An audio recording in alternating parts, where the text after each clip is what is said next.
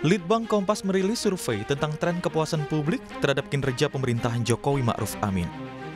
Dalam survei Mei 2023 terlihat 70,1% responden menyatakan puas atau naik 0,8% dari survei bulan Januari 2023. Sedangkan 29,9% responden tidak puas atau turun 0,8% dari survei bulan Januari 2023. Dari 4 bidang yang dikaji dalam survei Litbang Kompas, penegakan hukum berada di posisi terendah dengan tingkat apresiasi 59,0%.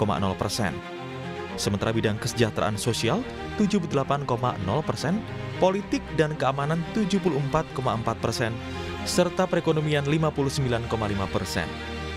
Dilihat dari 20 indikator, dari 4 bidang tersebut masih ada 2 indikator yang tingkat kepuasannya masih di bawah 50%, meskipun meningkat jika dibandingkan survei bulan Januari 2000. Data suap dan jual beli kasus hukum dengan tingkat kepuasan 42%, serta menyediakan lapangan kerja dan mengurangi pengangguran 43,8%.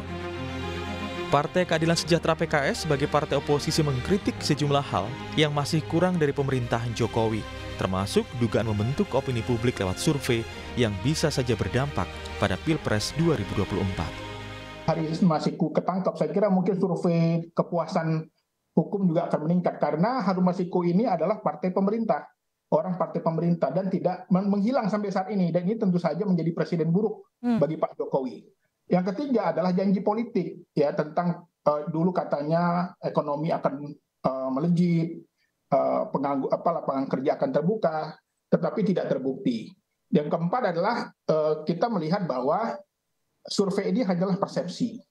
Persepsi ini di tahun 2020 akhir itu ada OTT Menteri Sosial.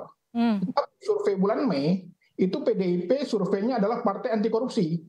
Padahal baru aja kena OTT. Jadi artinya persepsi ini sebenarnya bisa dibentuk, bisa di-create. Ya sampai seperti sekarang semua lembaga survei rata-rata sekarang ngeluarin rilis. Survei Pak Jokowi sampai 80%.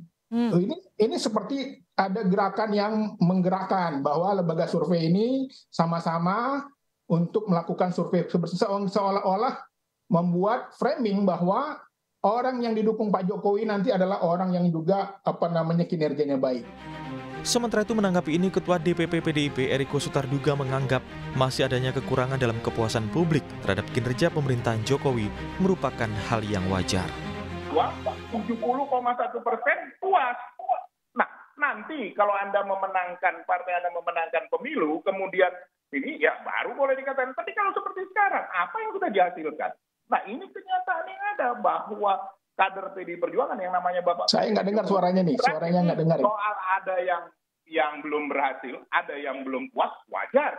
Tidak ada yang sempurna. Justru itulah kenapa kita ingin sama-sama memperbaiki. Tapi menurut saya, kalau mau kritik otokritik, berlakulah menjadi bagian di luar dari pemerintahan.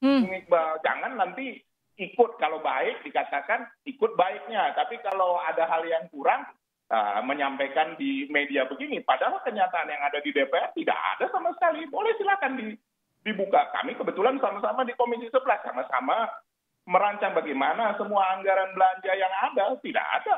Dan ini tanggung jawab dari juga bagian daripada di DPR. Hasil survei kepuasan publik ini memang merupakan yang tertinggi dibanding Oktober 2019 lalu. Dan dari hasil survei ini, mampukah menjadi modal kuat untuk mengendorse Capres-Cawapres pilihan Jokowi? Tim Liputan, Kompas TV.